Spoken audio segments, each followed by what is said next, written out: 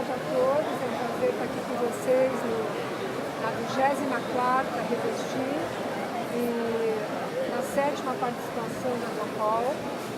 A DOCOL foi a primeira empresa brasileira a participar de um evento como esse aqui, e depois dela vieram, na cola dela vieram todas as outras. Quem está aqui com a gente hoje é o Marco Grajovic, arquiteto e designer croata, que está no Brasil há muitos anos. Já há 12 anos. Teve a sorte de casar com uma brasileira. Já Nunca mais vai naturalizado. embora. A Baba Vaccaro, que é uma querida amiga e designer brasileira também, que dá consultoria para algumas marcas, entre elas a DOCOL. E o Fernando Forte, da UFGMF, que é um escritório de arquitetura super premiado, que a gente adora, que tem um olhar contemporâneo maravilhoso. Então, a gente vai falar aqui da Casa Viva da DOCOL. Para que um produto seja incrível, ele sempre precisa de uma narrativa que o coloque dentro do tempo e do espaço que a gente está vivendo. Marco, você criou aqui a Casa Viva, você desenhou as sensações e desenhou essas casas e o espaço urbano para que elas fossem incorporadas à feira. Nos conta um pouquinho sobre esse projeto. Bom, o primeiro trabalho foi reconsiderar o que significa um espaço de uma feira, né? O que significa o urbanismo de uma feira, né? Esta organização cartesiana na qual se organizam geralmente os estandes e transformar o que eram estandes, eram 2 estandes principalmente, um estande mais comercial no conceito e numa experiência única e integral de uma vivência nas casas da DOCOL. As casas vivas, elas propõem justamente a deconstrução do estande como tal, como objeto, como relação de dentro e fora, para trazer a ideia da praça, para trazer a ideia das casas como identidades autônomas e relacionadas entre si, descentralizadas. Para chegar a esses temas, a gente claramente começamos a trabalhar numa organização espacial e, em paralelo, a identificar quais são os caracteres dessa casa, quais são as vocações dessas casas. Com isso, identificamos, através de uma pesquisa bastante aprofundada, 6 caracteres do modo de viver contemporâneo brasileiro de diferentes gerações. A geração dos pais solteiros, a geração do casal que gosta de cozinhar, a geração das pessoas de 24 horas que trabalham e vivem no mesmo ambiente e extendem, aumentam o espaço doméstico no espaço de trabalho, a geração que o grupo de pessoas que encontram na natureza a relação da própria casa como uma interface com esse ambiente natural e nessa casa-ninho. E cada uma dessas casas, consequentemente, cria um imaginário coletivo. Do outro lado, temos a questão dos sentidos. A gente mapeou 6 sentidos. Fizemos o cruzamento entre os estilos de vida e os 6 sentidos para criar as 6 vocações. Quando definimos as 6 vocações, 6 micro-universos, daí começamos a desenhar efetivamente os projetos. E introduzimos outras características mais temáticas para criar os temas dessas casas, para que cada tema, de uma forma muito explícita e muito direta, porém muito poética, consiga traduzir este cruzamento das informações. Por que são importantes? Porque também eles contextualizam os produtos que essas casas definem, que elas expõem. E aí entra a questão dos produtos da Baba e os produtos existentes da DOCOL. Como esses produtos, a gente comunica eles através de uma experiência multissensorial e de uma forma, de uma linguagem mais poética, né? Onde a pessoa começa a se encontrar e reencontrar neles em um próprio contexto, não simplesmente decontextualizando eles em uma feira. Já aí nasceram essas 6 casas e esse espaço público da praça. É incrível a gente ver como as pessoas estão interagindo com os produtos, né? Muitos deles criados sob a direção da Baba. Baba, nos conta um pouquinho como é que foi essa entrada na DOCOL, participar junto com essa equipe de criação, fundar novos valores, introduzir novas maneiras de pensar. Eu acho que a principal mudança que a gente começa a implantar e que eu espero que seja uma nova maneira de pensar sempre, e que eu acredito que deva ser a maneira de pensar de todo designer, é olhar, claro, para dentro, para a tecnologia, para tudo aquilo que a DOCOL pesquisa e faz e tem feito nos últimos anos, mas passar a olhar sobre o ponto de vista das pessoas, como as pessoas vivem, como é a casa delas, como elas moram, o que elas esperam, o que elas desejam. E eu acho que se a gente vira um pouco o enfoque, né? A gente aproveita muito tudo aquilo que a gente tem de bagagem e repertório, no caso a Docol, e usa isso a favor realmente de melhorar a vida das pessoas. E também comunicar isso um pouco de uma maneira um pouco mais clara, talvez, né? A gente dizia aqui que o ozônio, que foi um grande lançamento do ano passado, é realmente isso, faz muito sentido. É realmente uma coisa que as pessoas nem sabem que elas desejarão, porque elas vão ter melhores frutas, vão ter melhores verduras, vão ter uma qualidade de vida melhor. E isso realmente é pensado do ponto de vista das pessoas. Mas dentro da Docol, uma empresa muito tradicional e muito antiga, muitas das coisas são pensadas do ponto de vista industrial, do ponto de vista daquilo que a tecnologia pode oferecer e tal. E muito pouco olhando para todos os lados. Então, acho que essa é uma contribuição que eu tenho dado. E trabalhado junto com a equipe lá de design, que é incrível. Acabou de ser premiada na Alemanha. Então, eu acho que ali a gente tem um potencial incrível e um potencial humano incrível.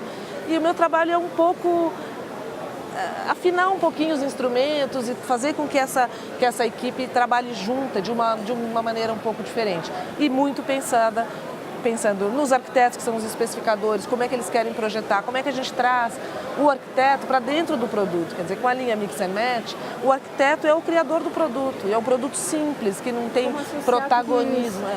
Não tem protagonismo de desenho, não tem nada, ele é o mais simples possível, com a melhor usabilidade possível dentro dessa simplicidade.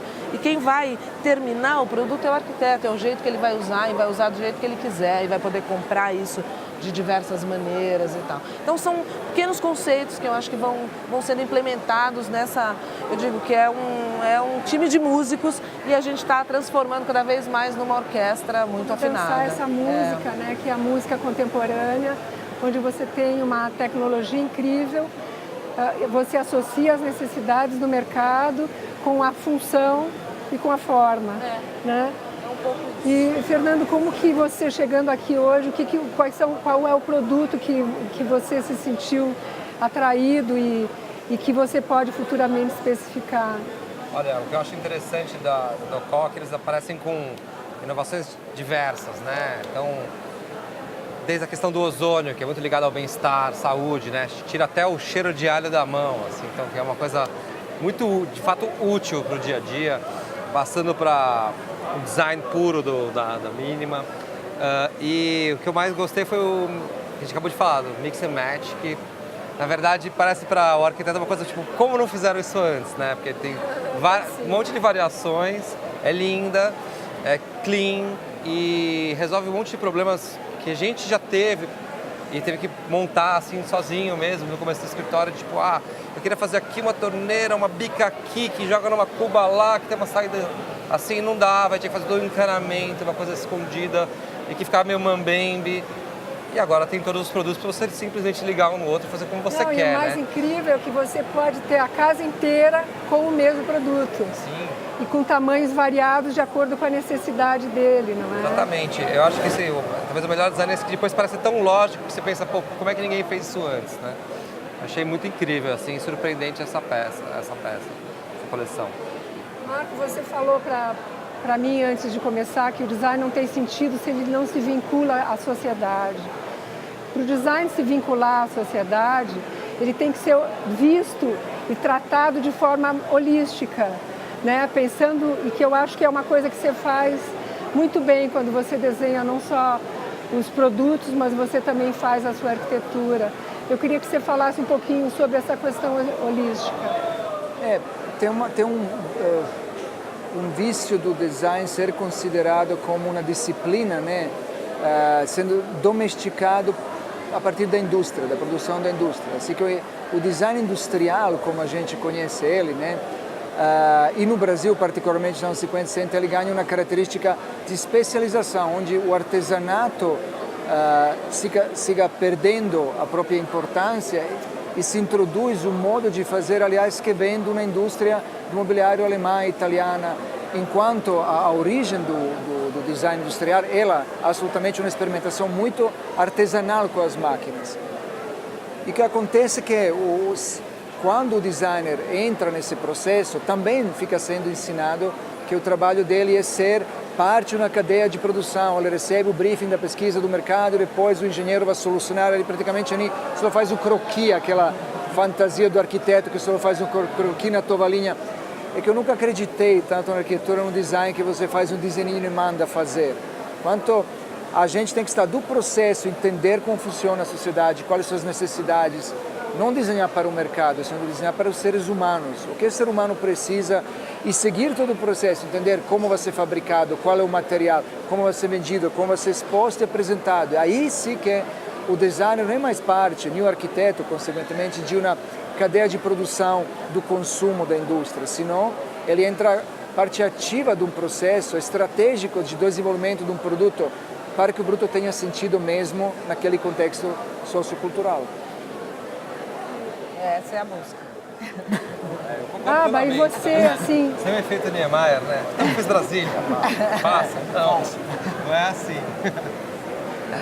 Então, Baba, você acha que a gente precisa de novas torneiras? Como tornar aquilo que a gente cria? Dizem que a gente não precisa de novas cadeiras, nem novas torneiras, nem novas mesas, que já tem tudo aí. Como fazer alguma coisa que seja realmente única? Como dar significado às coisas? Eu acho que é isso. Se você consegue ter a leitura daquilo que é, de como as pessoas mudam e acho que aqui o Marco fez isso brilhantemente, né? Porque já existe tudo, mas até outro dia as pessoas não usavam a cozinha, eram os empregados que usavam a cozinha, hoje são as pessoas que usam as cozinhas. Hoje as pessoas recebem as pessoas na cozinha, recebem os amigos, as famílias já não são mais as mesmas, então as necessidades vão mudando. E eu acho que a necessidade não é só uma necessidade física e prática, eu acho que as pessoas têm necessidades psicológicas também, né? Você mesma teve um exemplo aqui de uma pessoa que viu uma torneira, uma bica de torneira enorme e alguém tocou na torneira, saiu água. A pessoa, é quase uma emoção, é uma coisa lúdica. Eu acho que isso também é parte do design. Então, acho que a gente tem que ter um pouquinho de cada uma dessas coisas para poder construir esses produtos que são realmente bons. E eu acho que eles têm que ser realmente bons. Eu acho que essa é uma grande contribuição. Já tem muito lixo no mundo, né? Então, se você puder fazer o melhor produto possível e usar a tecnologia a favor daquilo que é o melhor possível, dentro das necessidades das pessoas, eu acho que é essa a contribuição que a gente pode dar. Fernando, no início da era moderna da arquitetura, os grandes arquitetos, não encontravam no mercado um produto para associar à arquitetura moderna. E eles acabavam desenhando seus próprios produtos. Haja visto todos os arquitetos internacionais, né? Mies van der Rohe, Le Corbusier, Alvar Aalto, ou os arquitetos brasileiros que desenhavam seus produtos, o Terreiro, o Zanini, que também faziam arquitetura. Hoje você tem uma variedade incrível no mercado e os arquitetos podem ter essa facilidade de se associar a marcas que inclusive pensam da maneira como eles pensam. Porque você que tem um escritório de arquitetura contemporâneo, onde é que você vai buscar aquilo que você precisa para decorar as casas que você faz? Né? Eu acho que tem uma super oferta hoje em dia, né? Que é estimulante e ao mesmo tempo, às vezes, assustador. Mas o que eu sinto é as marcas, a indústria cada vez está mais próxima do arquiteto, do design, das necessidades das pessoas. Então, do qual de exemplo, né, tem desde peças muito técnicas até peças que são puro design, passando-se por uma gama enorme de coisas, coisas surpreendentes, como eu falei mais cedo do Mix and Match.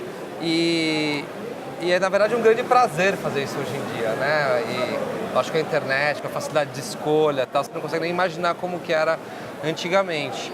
E também acho que voltando ao que a Baba falou, essa coisa da sociedade está mudando o tempo inteiro, né? Então, essa mudança por exemplo, das cozinhas que você falou, né? Antigamente, quando a gente começou no mercado, faz lá 15, 16 anos, vamos abrir uma cozinha, era uma coisa, será que abre ou não abre? Não sai cheiro de fritura, essa discussão. Hoje em dia não, né? A cozinha virou o espaço mais querido da casa e muda tudo. E, precisa de produtos especiais para isso, então consegue cubas incríveis, tem torneiras maravilhosas, funcionais e lindas também, porque o espaço deixa de ser serviço para virar social. Então, Eu acho que essa gama de produtos oferecidas vem aliada a essas novas necessidades que, por sua vez, alimenta e fala, putz, essa torneira é maravilhosa, ela pode ficar aqui no espaço que é a sala, né? Então, todo o olhar vai mudando em conjunto, sabe? Eu acho incrível isso. O design vai tornando esses produtos todos em objetos de desejo. Exato. Né? Você deseja ter aquilo dentro da sua casa. Um paradoxo disso é que cada vez você deseja menos. E aí você cria uma linha como a mínima, que ela tem o traço, o desenho dela está no próprio gesto da água que escorre e você toca naquilo e você alcança aquilo que você deseja, não é mesmo? Mais mínimo possível, né? O Marco, você criou uma casa que se chama gastronômica. Gastrocasa. E hoje não saber cozinhar é assim quase um pecado. E eu me sinto a mais pecadora, porque eu não aprendi ainda.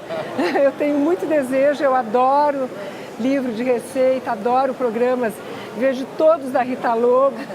Mas eu ainda, assim, tenho um pouco de medo. Eu fico sempre achando que quando eu tiver a cozinha ideal, com uma ilha e com a torneira ideal, eu vou me aventurar nessa história da gastronomia. Mundo ideal. Conta um pouquinho como é que foi a criação dessa casa. O que faz uma cozinha ideal? Eu acho que a cozinha é o lugar da cerimônia da casa, é o lugar do ritual doméstico.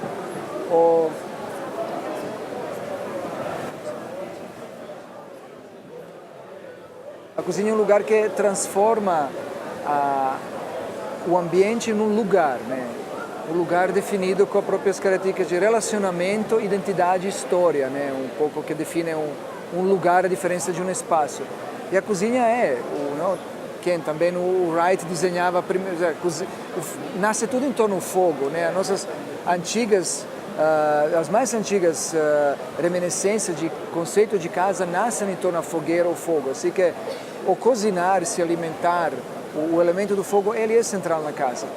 E nessa casa a gente transmitiu um outro fogo, transmitiu um fogo digital, um fogo da imagem do cozinhar, transformou aquela bancada em um elemento que contextualiza o produto no uso do cozinhar, mas também trazemos um chefe para ele mostrar este processo de cozinhar, quase um pequeno toolkit assim, de como você produzir na comida, quase um pouco educacional, lúdico, de você seguir esse passo a passo, você eventualmente sair com aquele delicioso prato. E o produto fica contextualizado nesses momentos, enquanto o resto da casa, como contraste, tem um desenho manual da Adriana Alves, arquiteta com a qual a gente trabalha, que é muito especialista em desenhar esses entornos domésticos naif, quase infantis das nossas casas, justamente para trazer outro momento da casa ser nosso lugar de lembranças mais antigas, ou a cozinha, né? Nossa lembrança da infância.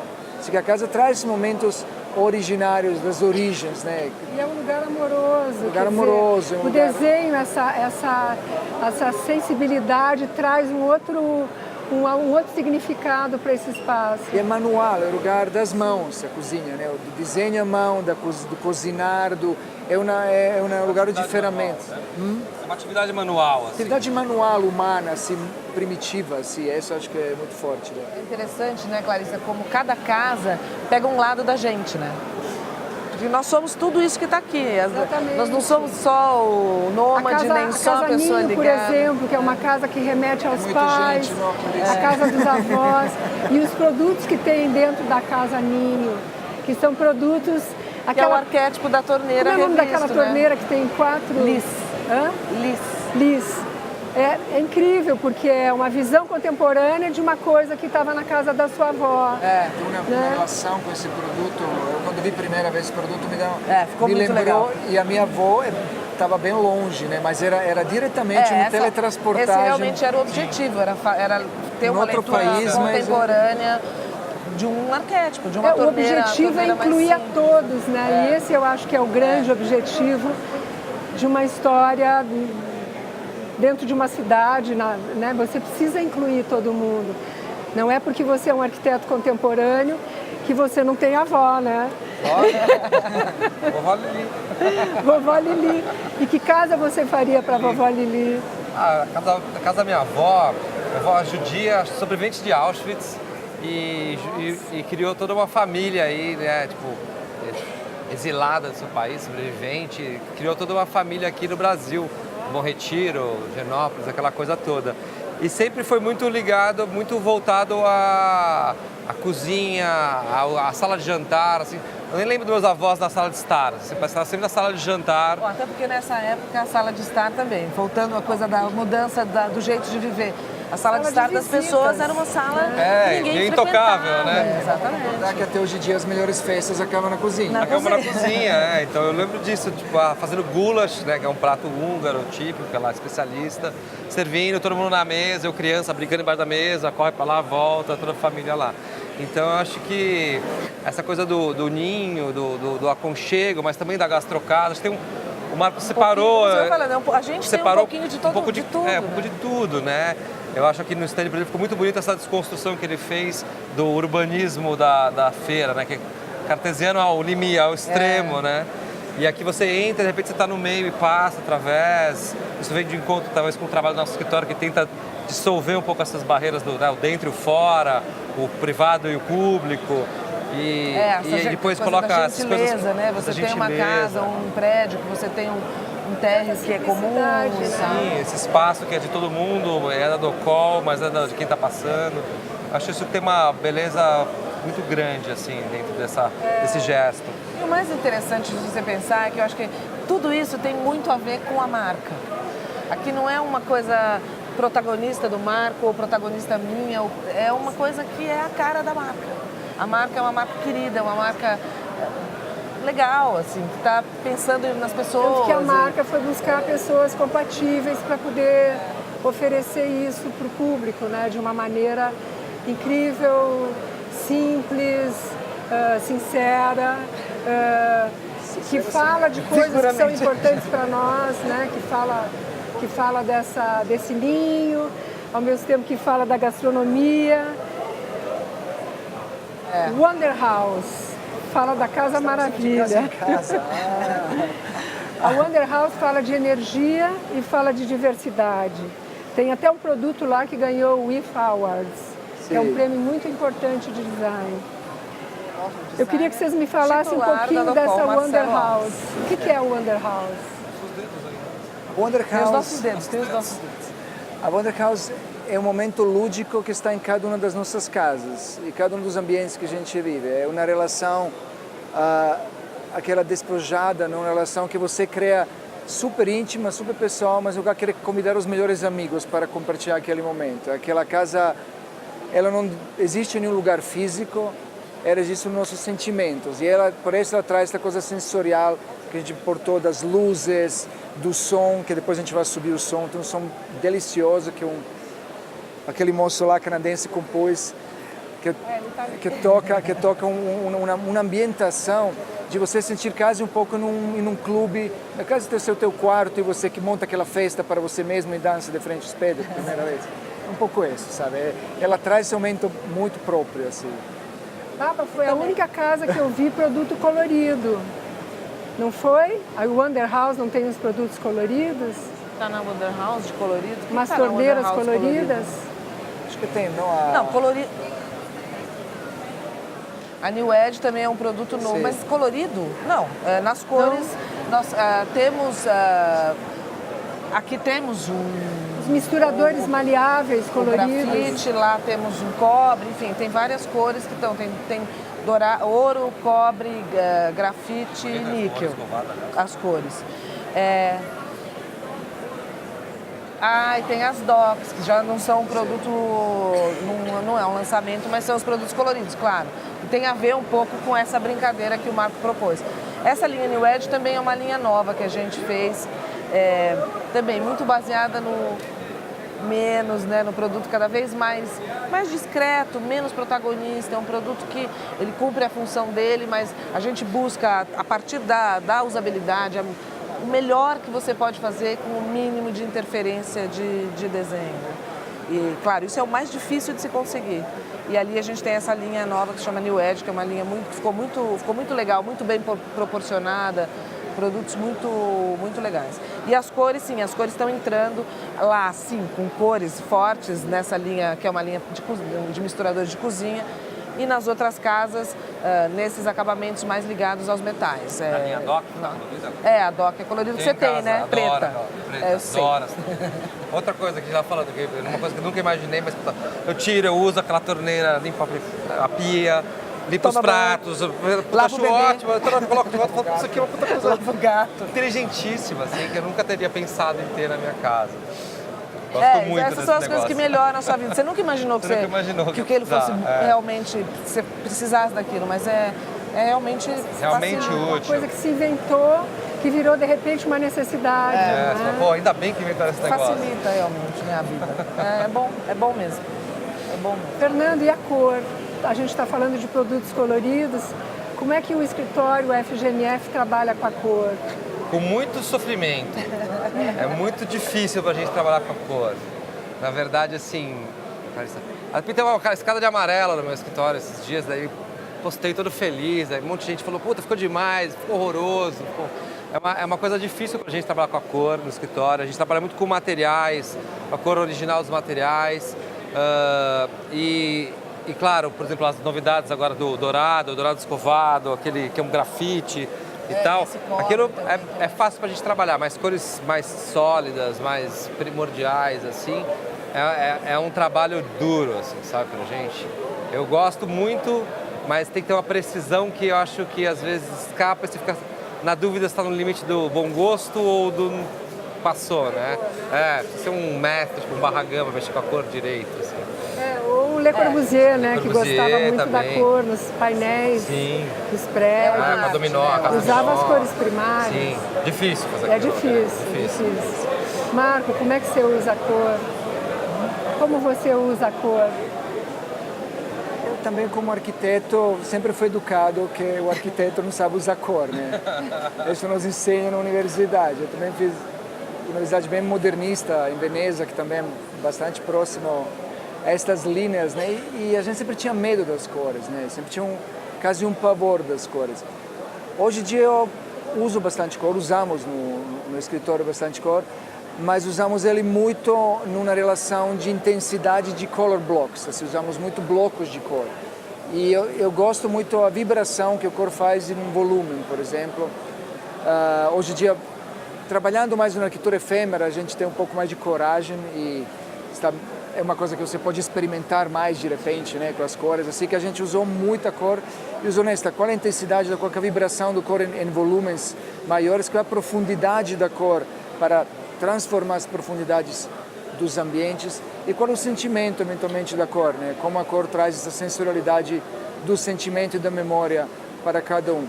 Assim que a gente experimenta muito, mas geralmente são cores básicas e color blocks. É um trabalho que a gente pouco virou, que a gente trabalha. Eu gosto muito de monocromatismos, assim. Gosto de fazer um ambiente, fizemos um ambiente totalmente azul, um ambiente totalmente...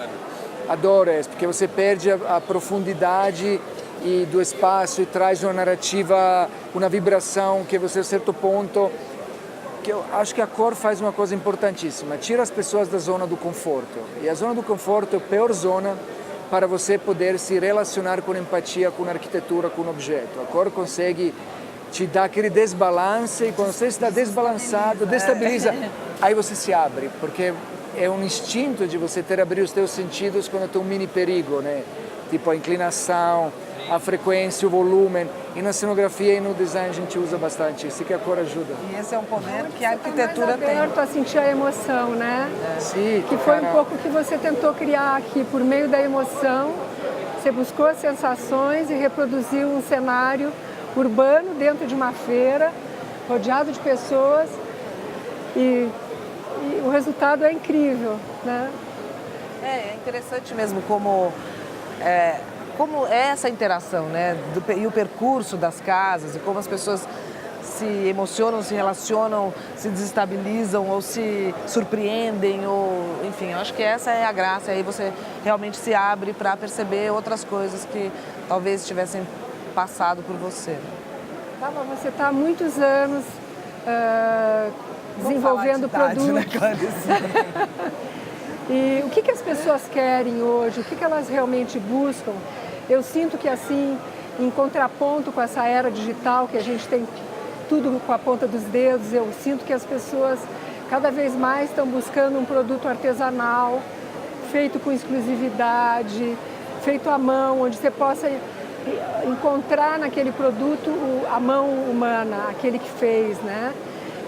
Aquilo que te dá o sentido de pertencimento que a gente fala tanto. Como trazer esse sentido de pertencimento para um produto tecnológico? Se você olhar, quando você olha esse produto, você pode ver a mão de quem lixou o produto. Eles são produtos usinados, então são produtos que têm alta tecnologia, mas um alto grau de manualidade na fabricação. É o que os torna tão especiais. Todos os processos ali têm como fundamental a mão de quem faz. Isso no caso da Mixer Match, apesar dela ser uma simples curva, mas se você olha aquilo onde você toca, que eu acho que é aquilo onde você faz contato realmente, né? É uma coisa que tem esse cuidado da fabricação, que eu acho que é uma virtude de um produto industrial e que você percebe isso nos melhores produtos industriais. Se a usinagem é específica, ela já te dá um pouco esse caráter de que aquele produto foi pensado de uma outra maneira. A textura do acabamento, e aqui no caso esse acabamento recartilhado que a gente faz, que já dá a pega e a usabilidade e tal, isso é feito... Carinho com o consumidor. É um carinho, né? Eu acho que é um carinho com o consumidor. E eu acho que essa qualidade também que se percebe, né? Que é um produto muito bem feito, muito bem acabado. Então, claro, é um respeito e um carinho com as pessoas. Claro que a gente não pode aqui imaginar que você vai transformar uma indústria desse tamanho em alguém que vai fazer alguma coisa artesanal. Mas muitas vezes a gente pode incorporar outros materiais, eu acho que é uma coisa que a gente pensa em fazer no futuro. Incorporar outros materiais que tenham esse toque mais natural, eventualmente, que pode estar na madeira, ou que pode estar na pedra, ou que pode estar em alguma coisa. E eu acho que isso pode trazer um pouco isso, e eu realmente acredito nisso. Se você pensar como eram as cozinhas dos anos 70, que eram espaços de serviço, né? Era uma área de serviço da casa, uma área com a qual você não tinha uma relação. E hoje, que elas são essas ilhas de prazer, né, na verdade, a mesma coisa os banheiros. Eles eram fechadinhos, sem janela, com os azulejinhos e não sei o quê, um box horroroso e tal. Hoje são ilhas de prazer. Você tem tudo ali, são os paredes entre a cozinha e a sala, a sala de visita. E os banheiros, você tem ali um momento para você, então aquilo tem que ser bom, você pega nas coisas, tudo que você se relaciona com aquilo de uma outra maneira, né? Então eu acho que por mais que hoje a gente vive um mundo altamente tecnologizado, a gente também tem esses momentos de interiorização, você quer estar com seus amigos, você quer compartilhar, e nessas horas você quer ter o melhor que você pode ter e o melhor que aquilo, né, para sua casa, para aquele momento de união. Eu acho que a cozinha e a comida é muito isso, né? Celebração, ritual mesmo. Acho que sim. Né? Na verdade, acho que foi boa lembrança do banheiro. A gente até fez um exercício que mostrava décadas assim, de fotografias de banheiros e cozinhas como elas ficaram hoje em dia. Fiz isso muito. Fiz isso para o Docol também, numa palestra que eu dei em 1912. E eu... Mas eu moro no apartamento da casa de 40 e reformei ele e tal, e o banheiro era um banheiro grande, assim, 3,5 metros por 2. Mas um quarto de hoje em dia é o banheiro. Um monte de gente falou, não, divide em 2, e aí você faz uma suíte, abre outro aqui pra sala e tal. Eu falei, não quero, fazer um banheirão bem pensado, né? E é dividir ele uma parte, tipo, né, vaso, pia, e outra parte que é do banho. Então tem 2 chuveiros, mais um espaço, uma puta banheira e tal. E eu e a mulher somos um casal que realmente usa a banheira. Então eu tava todo dia deitado lá, lendo um livro, com uma luzinha gostosa. Pensei, nossa, que coisa inteligente que eu fiz, né? Ótimo, assim. Eu tenho uma sala de banhos em casa, me senti tão feliz. Mas é um momento de prazer. É um momento de prazer, eu acho que isso é muito verdade, né? sabe? Acho que, né, não é só que vou tomar um banhozinho ali e tal, num chuveirinho elétrico, acabou. Não, puta, vou ter aquele momento de recolhimento, banho, mas também de bem-estar. polimento, é quase isso um mini tudo spa. acho que tudo faz diferença, né? Se você vai comprar um chuveiro, então a gente diz, a gente já tem tudo, a gente já tem tudo. Mas se você vai comprar um chuveiro, você vai mudar de casa, você vai escolher um chuveiro que vai te dar um banho, que a água tem um peso bom, que aquilo vai lavar tudo, não é só um banho, né? Ela vai ter uma coisa simbólica também. E eu acho que a água tem muito isso, né? E relaxamento também, né? De, tipo, chegar em casa, tirar aquela coisa do dia e começar um momento Exatamente. introspectivo, sagrado. Eu acho isso muito legal. Eu vou fazer uma última pergunta que eu lembrei agora. Uma coisa que o Marcelo Ferraz, da Brasil Arquitetura, me falou uma vez, que eu achei uma história maravilhosa, sobre a Lina Bobardi. A gente está aqui sentados nas cadeiras da Lina, da Dipot, e o Marcelo contou que a Lina, quando estava fazendo o Sesc Pompeia, que ela se mudou para dentro do Sesc Pompeia e que numa determinada altura ela viu um pedreiro tentando limpar no painel, na parede, a marca das mãos que ele tinha deixado. E que ela correu até ele e falou, para tudo, deixa essa marca, isso também faz parte da arquitetura, né? Então, assim, o que eu queria falar com o Fernando, perguntar para o Fernando, é como que essas marcas da arquitetura e dessas pessoas que estão ali, que trazem esse sentido do pertencimento, do artesanal, estão dentro do seu trabalho. Olha, eu acho que hoje em dia tem muito essa coisa do querer o perfeito, às vezes, que, sei lá, no material podemos falar, sei lá, porcelanato, uma coisa assim que vem, né, coloca, mas tem muita coisa do cimento queimado, da mão, do revestimento da casa. A gente vai lá junto com ele e fala assim, vamos acertar sua munheca junto, a gente chama, né? Como você vai passar aqui, passa e fica. E às vezes dá alguma coisa errada e fica bom sem querer, né? Como esse caso da Lina, e você deixa aquilo lá. E também para os clientes eu falo sempre, ele fala, não, esse piso aqui é de madeira, vai dar manutenção. Eu falo, vai, mas, né, a vida tem manutenção, né, tem que ir no médico, no dentista, né, acontece essas coisas. Não, mas aí, aqui essa mesa de madeira, vou botar o copo, vai manchar, ficar na marca do...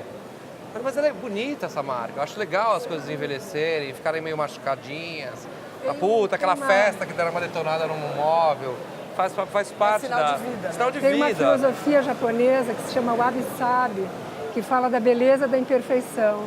Que a vida não é perfeita e nós não somos perfeitos, mas a beleza na imperfeição. Exatamente, eu acho que eu sempre discuto com os clientes que querem ter uma vida meio que nem dos Jetsons, sabe? Que tipo, piso, vira parede e aí se riscar ele recupera, sabe, uma nave espacial, assim, não é legal, né? O bacana é ter texturas, a madeira não vai combinar com a outra madeira do piso, ela vai estar riscada com o tempo e o tecido vai ficar mais clarinho onde bateu o sol. Eu acho que isso faz parte do pacote da vida, assim, e é bonito.